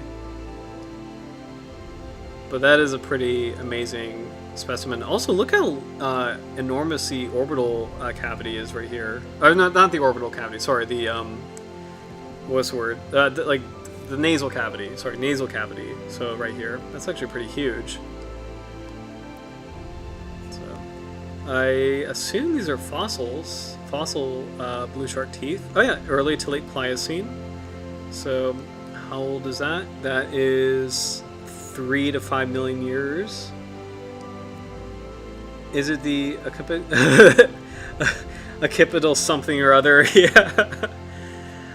Oh man. Yeah, I can't remember what this is. Occipital. Let's see if I can look this up. Occipital. No, it's not that. Yeah. We'll have to do a crash course in shark anatomy, like shark skeletal anatomy. Cause like yeah, I cannot for life remember what that's called. So. Let's see. It's a really pretty color for a late Pliocene. So from Italy, cool, beautiful fossil teeth. Early Pliocene from Italy as well. Yeah, this is really these are cool teeth. This one feels more like a modern blue right here. Same time period, but this one just like being as big and like kind of recurving as it is. It's pretty interesting. Okay.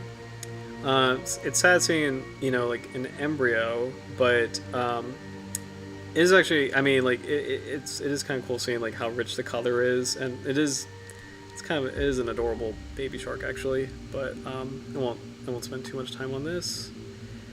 All right, I really want to find this gill raker thing. So, because I know I saw that somewhere.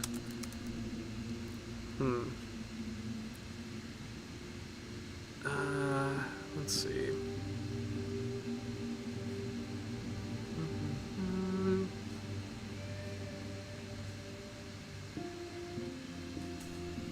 There's a Shark Research Institute with Bimini.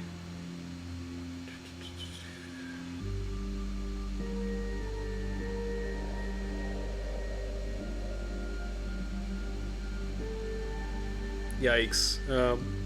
I do have to read this. So, blue sharks are the most heavily fished shark in the world. Many millions are taken annually, mainly as bycatch. Their meat is low value, but their large, valuable fins are kept and enter the international shark fin trade often after the carcasses are discarded at sea. So this is horrible. So the shark is subjected to finning. Recent reports of approximately 60-80% decline in catch rates and reductions in sightings frequency, but data are inadequate to assess global population decline. Although often timid, they are potentially harmful to their dentition and have been implicated in a few accidents. So this is interesting. This is one of the most heavily fished sharks in the world, but it's also, again, one of the best as far as reproducing quickly, growing quickly, and reproducing a lot, or having really large litters and being cosmopolitan. I feel like the cosmopolitan nature of the species is both sort of hurting it in terms of running into more fisheries pressure, but also kind of like helping it in terms of just sheer numbers alone. Just as a species being able to resist pressure. So also shout out to for music today, I found a new channel called Pandora Journey, and this has actually been really relaxing music, so I very much enjoyed it. So I definitely recommend it for studying or for just like background music. It's actually really cool. So okay, I wonder how we can find. I'm gonna just go ahead and Google it because I know I read this somewhere. Blue shark gill rakers.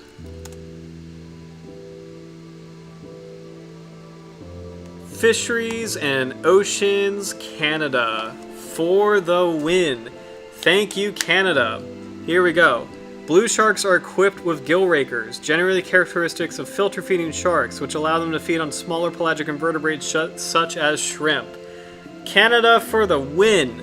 Thank you. I knew this. I knew I saw this somewhere. So, oh my gosh. So, oh my gosh. What is the national anthem of Canada? Is it O Canada? Is it O Canada? Do I have this right? Oh my gosh. So yeah, here we go. Government of Canada. Government do Canada. Thank you. I trust you.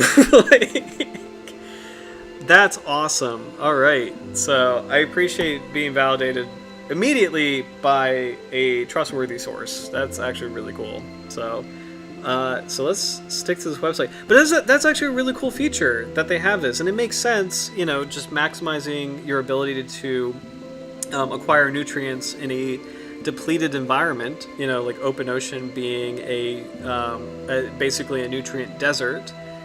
So for a blue shark to have that adaptation to help compensate for the lack of nutrients, it's really, really cool. But yeah, go Canada. Thank you. Oh my gosh. It is O Canada. Yeah. Oh my gosh. I don't know the tune of it, but yeah, we can all cheers to that, because that's pretty awesome. So yeah, let's play. And I kind of forgot about that. So so Canada, there's a couple different places in Canada that do have like really cool shark research activities, and this is one of the few species that actually lives this far up north. So blue sharks, makos, porbeagles, salmon sharks, dogfish, great whites, basking sharks, Greenland sharks. Those are some staple species for a lot of Canadian shark research, but I forgot that blue shark is part of that collection, but it makes total sense. So let's dive into Government of Canada's blue shark profile. So here we go. It says it's a common species, length up to 3 meters. Ooh, I like that. Notable for the long saber-like pectoral fin. That's a very cool description, actually. I definitely want to check out this video of Halifax, Nova Scotia. A blue shark in Halifax, Nova Scotia. Oh, here we go. Yeah, video taken by Dr. Chris Harvey Clark, Dalhousie University, and a shark research lab charter. Do you know this university? I think this is a Canadian university, right? Do I have that right? Blue shark swimming off the coast of Halifax. Oh, actually, I guess we can.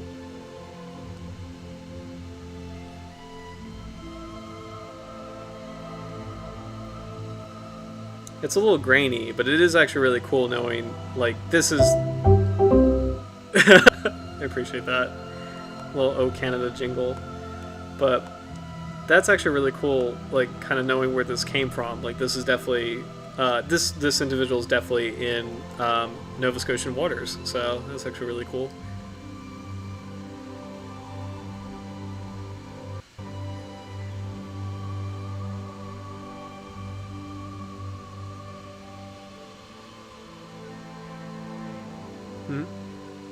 Catching up on comments, I've not come across blue shark gill rakers thus far, fossil gill rakers.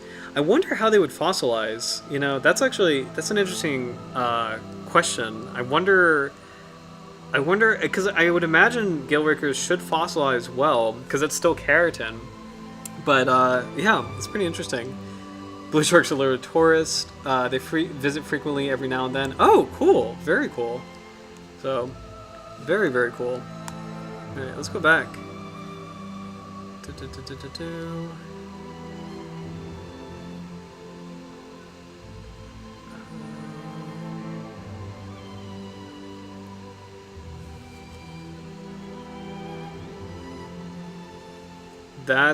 is likely the most prolific of the large shark species, as it is abundant throughout its range.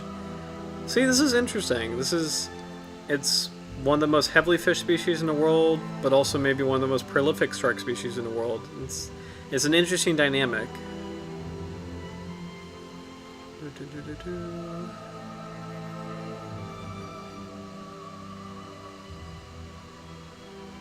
That's an interesting note. We've talked about this before. So the color quickly changes to a uniform dark gray if the shark is removed from the water. So that's kind of a sad but very touching emphasis on the fact that color is a big indicator of stress. So sharks that are healthy and happy are vibrant. They have an iridescent sheen to them. Sharks that are stressed out, I forget specifically how the process works, but basically they do produce certain hormone, I think it's hormones, that affects their skin color, and the darker a shark looks and the more uniform a shark looks, the more stressed out it is. So color is a good, if you are ever working up a shark, as far as like a research operation, color is a good indicator of like how the shark is doing. So if you notice a change in the colors, yeah, it is an indicator of stress. So I forget, there is a specific process that happens, and I forget what that is. It's something to do with like releasing hormones, I think, or I do think it is releasing hormones that affect the color in the shark's skin, but it's interesting to make a note of that, you know. And it is actually very poetic and beautiful. Like, you know, a shark left in its natural habitat, you know, shines the brightest, and then, you know, a shark removed, you know, fades in color. You know, it makes me think of like, I don't know if you guys are fans of like, you know, like Miyazaki movies that are really, you know, beautiful movies about protecting nature, but it kind of makes me think of something like that, you know, where it's like, yeah, so it's, you know.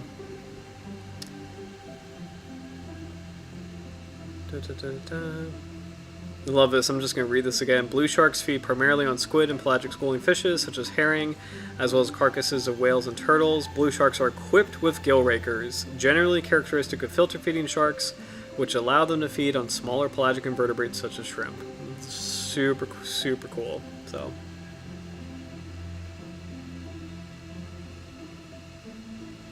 I've seen other fish too. The more stressed or malnourished, the darker they get. That's a good point, Roy. Very good point. I know, like, in aquariums, too, like, if you are any kind of aquarist, like, and especially, like, public aquaria, it is actually interesting to go to public aquariums and sort of, like, judge them in terms of, you can tell there, I've seen a difference between certain aquariums in terms of like, are those sharks looking okay and are those sharks not okay, or like the fish in general. So you can tell definitely by the color or by just like fin rot or just erratic behavior. But there are some aquariums that do a really good job. Shout out to the North Carolina aquariums. So North Carolina aquariums actually do an extremely good job as far as their sharks are concerned. Those sharks look healthy. They're like the sand tigers and the sandbars. They do a pretty good job with those individuals. So on the Pacific coast of Canada, researchers from the Pacific Biological Station have recently participated in an international tagging program for blue sharks with scientists from the United States. Haha! National Marine Fisheries Service, NIMS. We are working together. This is Blue NORAD. So, let's see. Blue Shark International Tagging Program. I do want to look this up more. So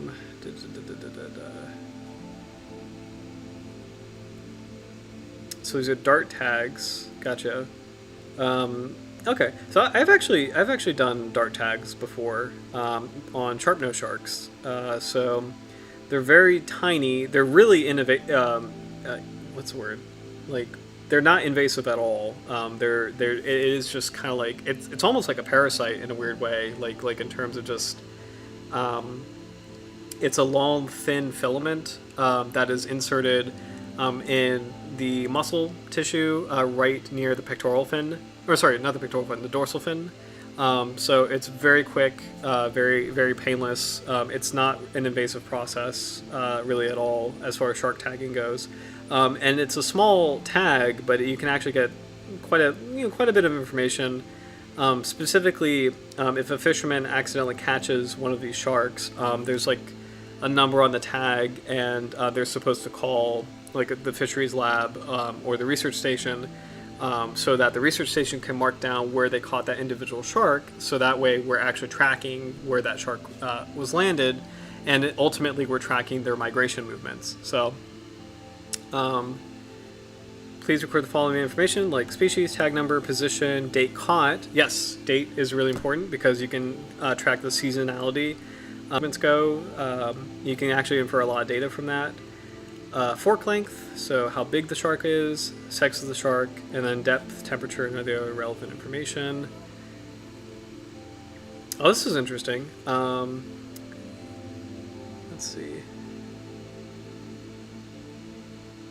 Oh, interesting. Sorry, I just saw your comment, Roy. I've looked at the sandbar sharks in my home aquarium and quite a bit, and they look vastly different from natural ones.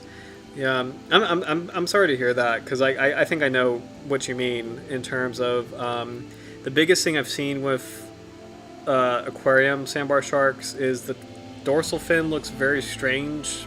You know, like natural sandbar sharks, they have like kind of like a pointed apex. I mean, it's like sandbar shark fins are rounded in general, but like the apex of a sandbar shark fin in the wild, it's like naturally pointed, but in aquaria it seems stunted, you know, like so that's something I've seen as well, or the colors being faded. So I'm sorry that the sandbar sharks in your local aquarium not looking as good. Yeah, I think I know what you mean in terms of that. So let's see. If shark is dead, please remove a piece of backbone from above the gills so it can be aged. Wrap the backbone in a sealed bag and freeze. So yeah, I mean, as far as science goes, this is actually a really common. This is probably the most common feature I've seen in just like the fisheries lab as far as sharks go, is actually the vertebrae. These are used so much in aging studies. They're very easy to like transport, and you can get genetic information from that, but mostly it's used for aging studies. So interesting.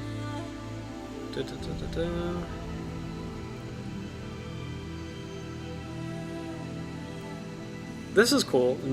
So this study, this Canadian,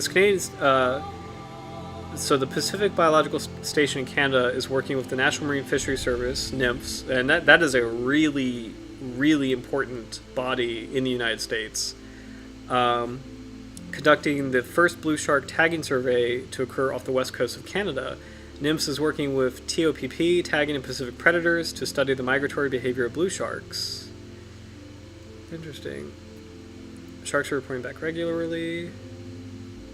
Oh, you could view their track lines and latest positions online on the TOPP website. Yes, I would love to see that. Where can we get the link on that? Oh, here we go.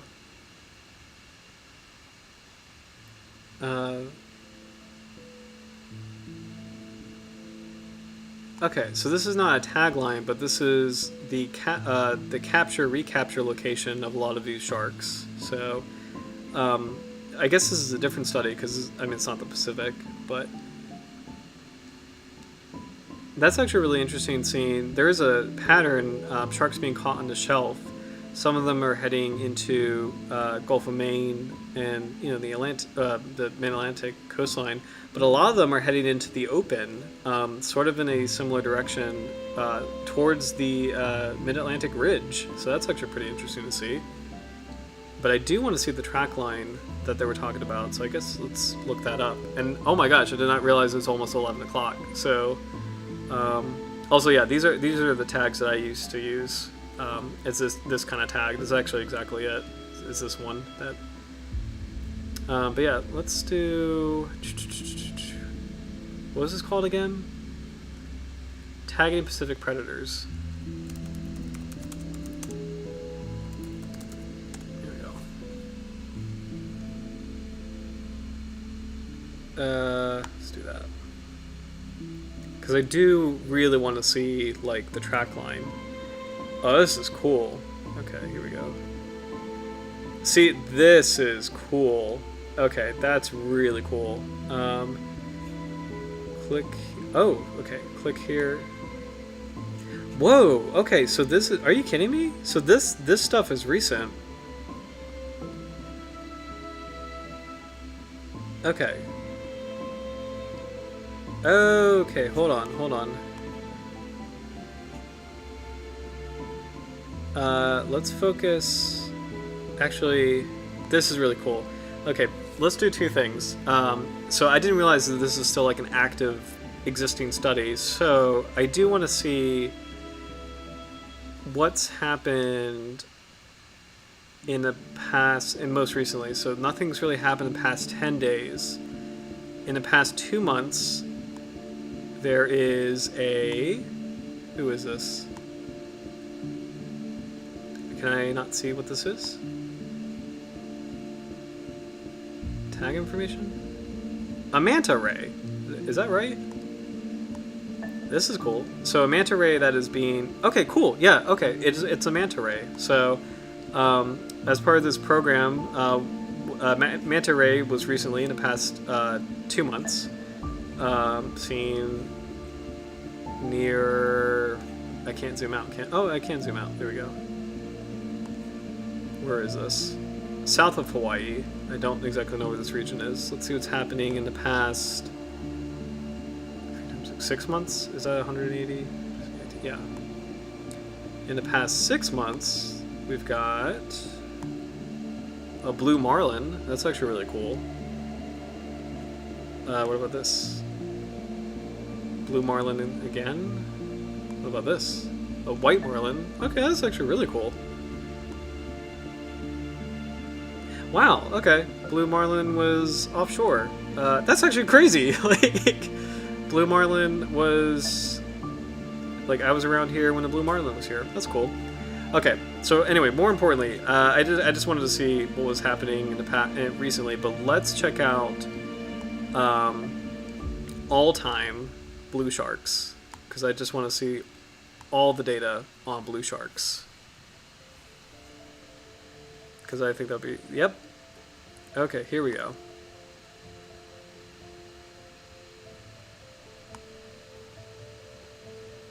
Okay.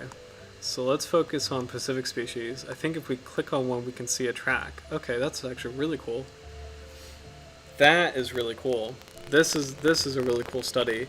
So I don't know the Pacific coast of United States that well. I'm going there in a month, by the way. I'm going to be seeing a friend, as well as my brother, in a month. So more to come on that. But I don't know exactly the dynamics of this area. So it is really cool seeing, though, like this is a blue shark's movement patterns.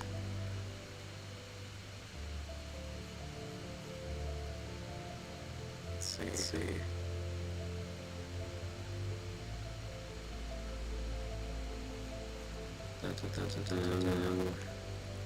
I love like tagging studies. I know there's a very famous shark tagging thing, and it's kind of controversial. But this is more like actual like this is not like publicity science. This is actual science. And it's actually really cool seeing this is a pretty rich data set. You can see a lot of activity with blue sharks are these the Channel Islands in California? Do I have that right? Which is a really like a really important area as far as marine life goes. I think Channel Islands is a national marine sanctuary. Channel Islands are very famous for great whites. Excuse me. This is really cool.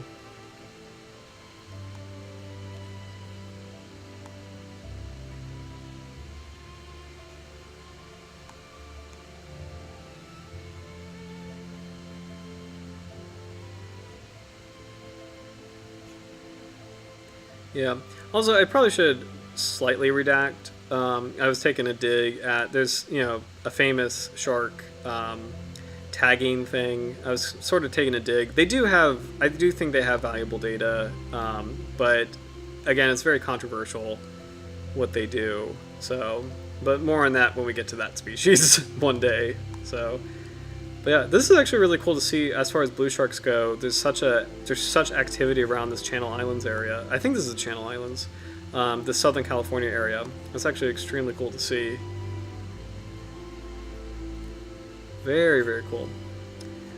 I think one last thing I'd like to check, just kind of selfishly, is there is an Atlantic tag on blue sharks, and this is a system I can speak more to, so I'm very curious to see what's going on here. Here we go. So blue shark, if I have this right, captured south of the Grand Banks, way in the open ocean, entering the Sargasso Sea, so a famous area with sargassum seaweed, and it's kind of an amorphous area, and there's Bermuda right there. Actually, can we zoom in? Yeah. That's funny. So, sorry. Gotcha. So, shark tagged in Grand Banks, Newfoundland, going around Bermuda. This is the Sargasso Sea. This is also, I think, part of the Bermuda Triangle. LOL. But, and then coming up to the Gulf of Maine and actually getting pretty close to the coast here. That's actually really cool. That's actually wild to see. So this is George's Bank. That's the one I was getting confused with. So this is a pretty rich shelf area for fishing. And then you can see that the blue shark is actually enjoying this kind of area right here. Off of Cape Cod, sort of like, it's not really central Gulf of Maine, but it is sort of like, it's not too close inshore. That's actually really cool that it likes this area. Sorry, this is super cool. I love tagging studies like this. This is so interesting to me. So, all right. Well, this is a very cool website. I invite. We're gonna wrap up the stream in a little bit, but I invite everybody to check this out. This is tagging of pelagic predators. I've never been on this website before, but it's actually really cool. Let's see what other sharks that they have. Common thresher, Galapagos shark, gray reef, juvenile white shark, oceanic white tip, poor beagle, salmon shark, short fin mako, silky, silver tip. Oh, hey, smooth hammerhead. I do want to see a smooth hammerhead really quick.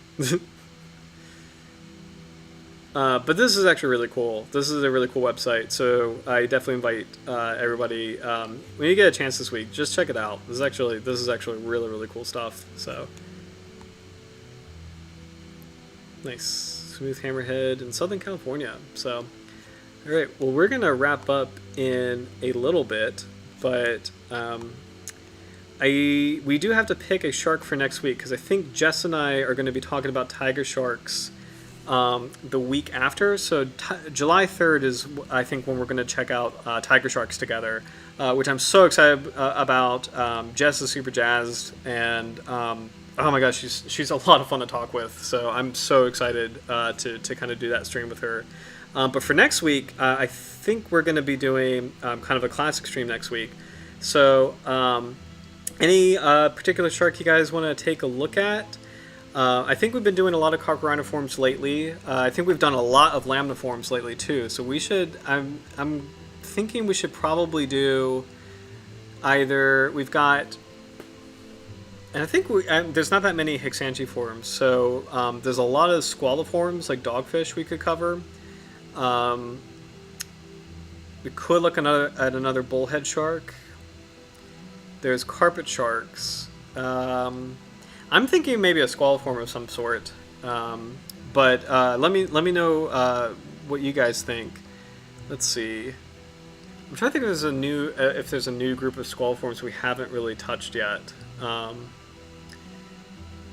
Or cat sharks. Cat sharks, even though it's a carchariniform, I don't think we've really done a lot of cat sharks. So actually, yeah, let's check this out. I'm going to take a look at families. I'll keep an eye on the chat, but let's check out some families, because I think we should expand our coverage a little bit. Let's see. And I'll throw out some suggestions if I see anything that catches my eye.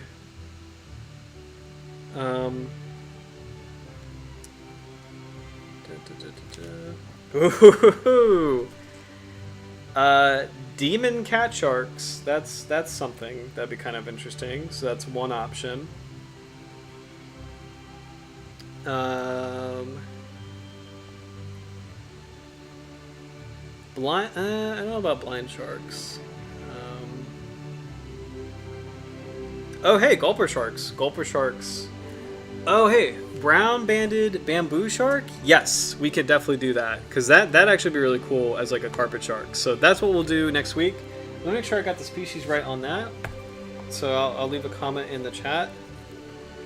That's a good pick, Roy. That's definitely a good pick. Erectolobiforms. Let's see. There we go. All right. Hold on. Brown-banded bamboo shark. Chiloscilium punctatum. Okay, awesome. Perfect. So yeah, that's what we'll do next week. That's going to be really cool because that is. It's been a while since we've done like an actual seabed, like a reef shark that enjoys the seabed. So we'll do that. So a reef dwelling shark. So next week will be the tropical brown-banded bamboo shark, and then Howard, yeah, I just saw your comment. So yes, there's a group of cat sharks known as demon cat sharks, also known as ghost cat sharks. So this is the genus Apestoris. So that would be a cool one to do someday. We definitely got to do at least one of them in October, just for like a cool Halloween vibe thing. Demon cat sharks are really cool. They actually look pretty creepy in a cool way. So it's not a well-known group. So Apestoris, the demon cat sharks. That would be a fun one to do in October. So, or we could do it anytime. But yeah, brown-banded bamboo shark. We're at the peak of summer. The solstice is Wednesday, so I think that's a good one to do for summer solstice. Just like a tropical, colorful species, and then we'll do tiger sharks the week after. So I'm definitely down for that. But I think I'll wrap up for tonight. But thank you guys so much for watching. This was a really fun stream. It went in a couple different turns and directions, but it just goes to show blue sharks are such a charismatic species, and there's a lot that we know about them, and it's a really cool focal point. Really great shark to kind of if you're ever interested in shark science, it's actually a really good shark to probably start out with, because there's a lot of cool stuff around the species. But thank you guys so much for watching. Hope you have a great rest of your week, and I will see you next week for the brown-banded bamboo shark. But take care, guys. Cheers. Bye.